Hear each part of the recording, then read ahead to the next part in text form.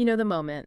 You're in a room, you see someone, and it's like all the background noise just fades to a hum. And your brain just kicks into overdrive, right? It's running this whole risk analysis. Do I walk over? What on earth do I say? It feels like there's some secret code you're supposed to know. Exactly, like a magic formula for connection that, everyone else got the memo on but you. Well, that feeling is completely universal. But the mission for this deep dive is to sort of demystify that. Yeah. To move beyond the guesswork. Okay. We're going to explore the actual psychological pillars that really underpin a successful connection.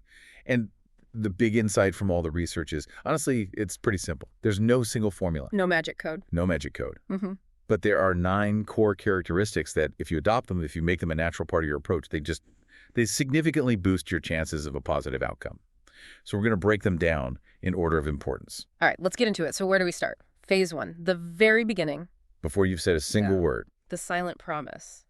And it's probably no surprise to anyone that the number one characteristic, the king of all of this, is nonverbal behavior. It's everything. Yeah. Your body is having a full conversation before your mouth even opens. So what does that look like? What are we talking about specifically? Well, it's interesting because the research gets really granular. It's not just, have an open posture. Think about eye contact. Right. The classic advice. But it's a balance. It's not a staring contest, which can feel really aggressive. It needs to be held just long enough, maybe 3 to 5 seconds, to signal that you are genuinely listening. That you're engaged. Exactly. Yeah. But then you have to break it just enough so it doesn't feel like a challenge. It's an invitation, not a confrontation. And what about the smile? We always hear a genuine smile. How is that defined? A genuine smile actually has a name, the Duchenne smile. Yeah. And it's all about the muscles around the eyes. They crinkle up. When people see that, even subconsciously, it's a massive signal of low emotional risk.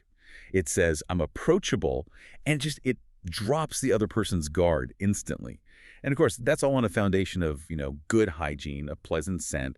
That creates the space for the nonverbals to land. That whole idea of physical presentation, it leads us right into another component, which the research actually ranks pretty high, and that is good looks.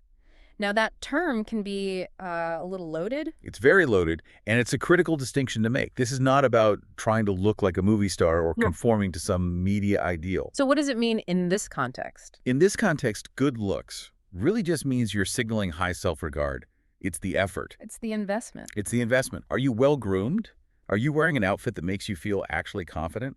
That effort you put into being your best self sends a powerful signal about your internal stability. Yeah. And that is universally attractive. Okay, so you've set the stage. Your nonverbals are good, you're presenting your best self, but the way you actually make the approach is next, and it's ranked surprisingly high. It's a gentle approach. Why is gentleness so important right at the start? Because any kind of flirtation, any kind of approach is fundamentally a negotiation of boundaries. That's a great way to put it. And gentleness signals respect. It signals emotional maturity. It signals patience. Anyone who comes in too hot, too intense, even if their lines are witty. Yeah, it can feel like pressure. It feels like pressure. It reads as impatient, maybe even manipulative. The absolute golden rule is built right into this. If you see even a flicker of discomfort, you stop, you pivot.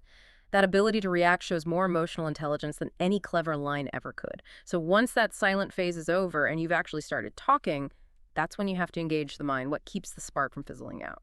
Right. And that brings us to the number 2 characteristic overall, intelligence. But how do you show intelligence in, the first 60 seconds without it turning into a lecture? I mean, that sounds like a huge risk. It's a huge risk. But it's not about showing off your vocabulary.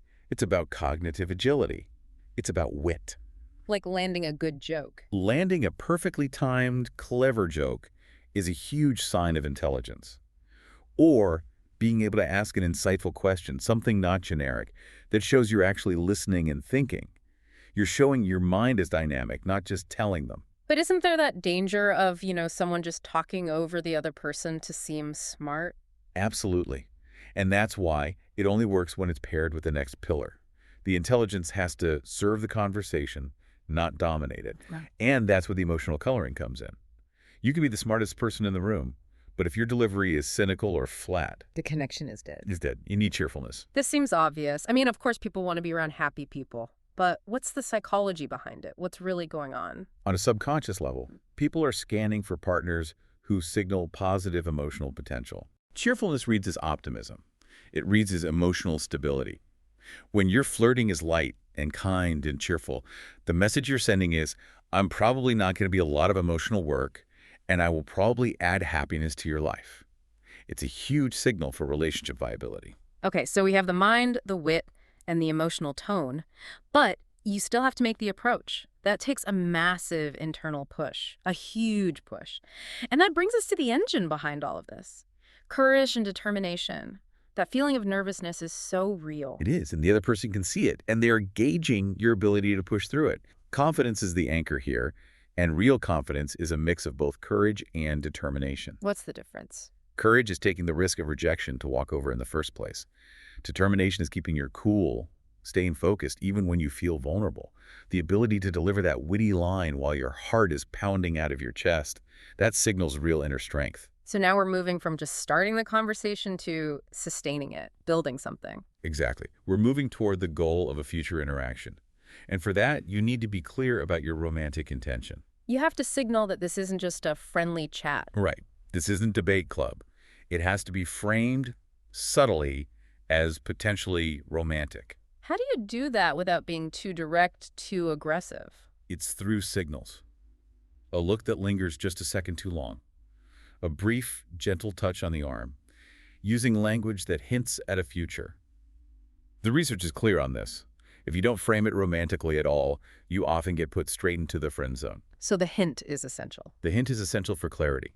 It tells the other person what the potential stakes are here, so you can both move forward respectfully. But you can't just run on hints and wit. That romantic intention needs some substance to back it up. It needs soil to grow in. Which brings us to something in common. This is what keeps the conversation going after the opening line lands. Precisely. The connection has to pivot pretty quickly from surface charm to finding shared values, shared interests. Something you can talk about for hours. You have to find that common ground before you get too deep into the flirting. It validates the whole interaction because there's a reason for this connection beyond just initial attraction. Okay, so we've covered the visual, the emotional, the intellectual. We're at the end now, the final characteristic, and it's one that I think a lot of people overlook. A mysterious allure. The closer. Why is holding back so important for getting to that next step, like a date? Well, think about the goal. The goal is to make them want a second conversation.